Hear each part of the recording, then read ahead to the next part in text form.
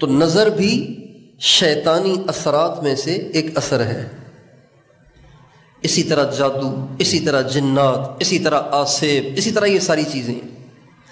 تو اس کا سب سے آسان حل حضور اکرم صلی اللہ علیہ وسلم کے بتائے ہوئے اعمال ہیں۔ انسان اس کا اہتمام کرے، اللہ تعالیٰ بہت آسانیاں فرماتے ہیں اور بڑی برکت ہوتی ہے زندگی میں۔ تو اب اعمال تو بہت ہیں، لیکن چند اعمال ایسے ہیں جو مختصر ہیں اور ہر آدمی اہتمام سے اس کو نبھا سکتا ہے۔ اگر اعمال زیادہ ہوں تو پھر بوجھ بن جاتے ہیں، پھر مستقل انسان اس کو کر نہیں پاتا۔ لیکن چند اعمال ایسے ہیں اگر ہم اسی کی پابندی کر لیا کریں تو وہ اعمال ہمیں حفاظت کے لیے کافی ہو سکتے ہیں۔ ان میں سے سب سے پہلی چیز وہ آیت الکرسی ہے۔ آیت الکرسی ہر عورت کو یاد ہونی چاہیے، ہر مرد کو یاد ہونی چاہیے، ہر بچے کو یاد ہونی چاہیے۔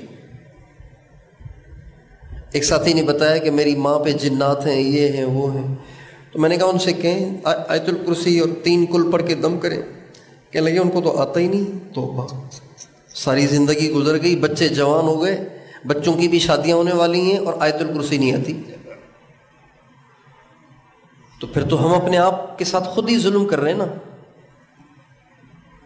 آیت الکرسی ہمارے بچوں میں سے، ہماری عورتوں میں سے جس کو یاد نہ ہو آج ہی جا کے یاد کروا دیں۔ آیت الکرسی اور جنات یہ جمع نہیں ہوتے۔ جہاں آیت الکرسی آتی ہے وہاں جنات اپنے بستر گول کر جاتے ہیں، شیاطین اپنے بستر گول کر جاتے ہیں۔ اتنی طاقتور چیز ہے آیت الکرسی۔ تو ایک عمل آیت الکرسی، اس کے پڑھنے کا کیا طریقہ ہے؟ اس کے پڑھنے کا بہت آسان طریقہ ہے۔ 5 نمازیں پڑھتے ہیں نا ہم، سلام پھیرتے ہی ایک دفعہ آیت الکرسی پڑھ کے اپنے اوپر دم کر دیں۔ آیت الکرسی پڑھنا مسنون ہے، دم کرنا یہ مشائخ کا مجرب ہے۔ حدیث میں تو دم کرنے کا تذکرہ نہیں ہے۔ نماز پڑھی، سلام پھیرا، آیت الکرسی پڑھ کے اپنے اوپر دم کر دیں ایک دفعہ۔ 5 سیکنڈ لگیں گے، 10 سیکنڈ لگیں گے آپ کو پڑھنے میں۔ آسان ہے مشکل ہے؟ ہمارے نبی کا ارشاد ہے جو ہر نماز کے بعد آیت الکرسی پڑھ لے اگر تو اب جنت میں جانے سے موت کے سوا کوئی معنی نہیں، بس مرے اور جائے جنت میں۔ تو یہ 5 دفعہ آیت الکرسی ہو گئی، اور ایک دفعہ جب بستر پہ آپ لیٹ جائیں اس وقت پڑھ لیں۔